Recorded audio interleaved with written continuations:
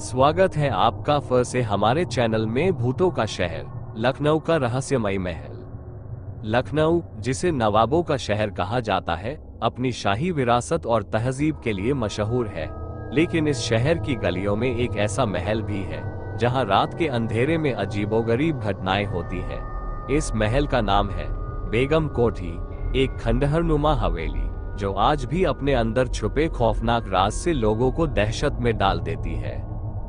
बेगम कोठी का इतिहास। यह महल 18वीं सदी में अवध के एक नवाब वाजिद अली शाह की पसंदीदा बेगम जोहरा बेगम के लिए बनवाया गया था।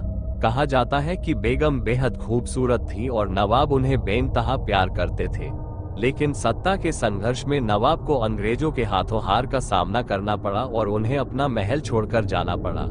बेगम जोहरा ने नवाब की अनुपस्थिति में अपने नौकरों के साथ इस महल में रहना जारी रखा। लेकिन कुछ ही समय बाद अंग्रेजों ने महल पर हमला कर दिया। बेगम को जब ये खबर मिली कि अंग्रेज महल पर कब्जा करने आ रहे हैं, तो उन्होंने अपनी इज्जत बचाने के लिए महल की ऊपरी मंजिल से छलांग लगा दी और वहीं उनकी दर्दनाक मौत हो गई। लेकिन उनकी मौत के बाद भी उनका गुस्सा और बदला लेने की भावना इस महल में कैद रह गई।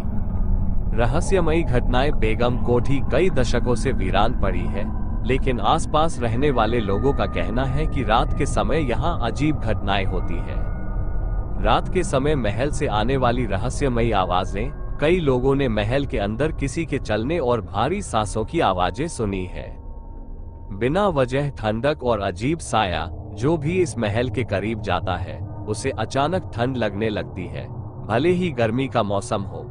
कुछ लोगों ने महल की खिड़कियों में सफेद साए को भी देखा है।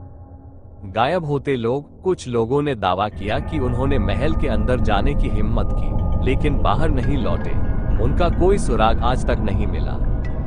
मौत का श्राप। लोकल लोग मानते हैं कि जिसने भी इस महल को खरीदने या यहाँ रहने की कोशिश की, उसकी रहस्यमयी परिस्थितियों में मौत हो गई।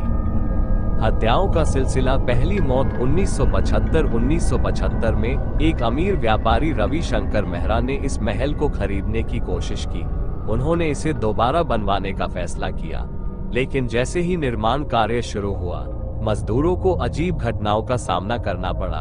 उनके औजार अपने आप गायब हो जाते, सीमेंट अपने आप बिखर जाता, और कुछ मजदूरों ने दावा किया कि उन्होंने किसी औरत की परछाई देखी है। रवि शंकर ने इन बातों को नजरअंदाज किया, लेकिन कुछ ही दिनों बाद वे अपने कमरे में मृत पाए गए। उनके चेहरे पर गहरी खरोंचों के निशान थे, जैसे किसी ने उनके साथ जबरदस्त संघर्ष किया हो। डॉक्टरों को कोई बीमारी या कारण नहीं मिला और उनका मामला अनसुलझा ही रह गया।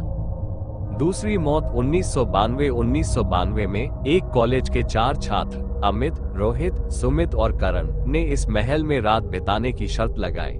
वे अपने कैमरे और टॉर्च लेकर अंदर गए। शुरू में सब कुछ ठीक था, लेकिन रात के करीब 1 बजे अमित ने एक महिला को सफेद कपड़ों में चलते देखा। डर के मारे वे चारों अलग अलग दिशाओं में भागने लगे। अगली सुबह 3 लड़के तो किसी तरह बेहोशी की हालत में बाहर मिल गए, लेकिन करण का कोई पता नहीं चला। जब पुलिस ने खोजबीन की तो करण का शरीर महल के अंदर एक कमरे में मिला। उसकी आंखें खुली हुई थी, लेकिन उसका चेहरा इतना डरावना था जैसे मरने से पहले उसने कुछ बेहद भयानक देखा हो। तीसरी मौत 2010 में एक मशहूर paranormal investigator doctor Ajay Thakur अपनी टीम के साथ इस महल की जांच करने आए। उन्होंने अपने रिकॉर्डर्स और कैमरे लगाए और रात भर वहां रहने का फैसला किया। सब कुछ ठीक था, लेकिन करीब 3 बजे अचानक उनके रिकॉर्डर में एक महिला की दर्द भरी चीख सुनाई देने लगी। टीम के एक सदस्य राकेश ने अचानक खुद को बहुत अजीब महसूस किया। वह बार बार कहने लगा, कोई मुझे बुला रहा है, और फिर अचानक उठकर महल की सीढ़ियों की ओर भागने लगा। बाकी टीम ने उसे रोकने की कोशिश की, लेकिन वह जैसे किसी अदृश्य शक्ति के प्रभाव में था। वह ऊपर की मंजिल से सीधा नीचे गिर पड़ा और उसकी तुरंत मौत हो गई। जब टीम ने बाद में अपने कैमरे की फुटेज देखी तो उसमें सफेद साए का एक धुंधला अक्स दिखा, जो राकेश को छूता हुआ दिखाई दे रहा था। बेगम कोठी का श्राप। आज भी बेगम कोठी एक खंडहर बनी हुई है, और जो भी इसके पास जाता है उसे एक अजीब एहसास होता है, जैसे कोई उसे देख रहा हो। क्या बेगम जोहरा की आत्मा अब भी इस महल में भटक रही है? क्या जो कोई भी इस महल के अंदर जाता है उसकी मौत हो जाती है, या फिर यह महल केवल एक अफवाह है? कोई नहीं जानता, लेकिन जो भी इसे आजमाने जाता है वह लौटकर अपनी कहानी सुनाने के लिए नहीं आता। क्या आप कभी इस महल में जाने की हिम्मत करेंगे?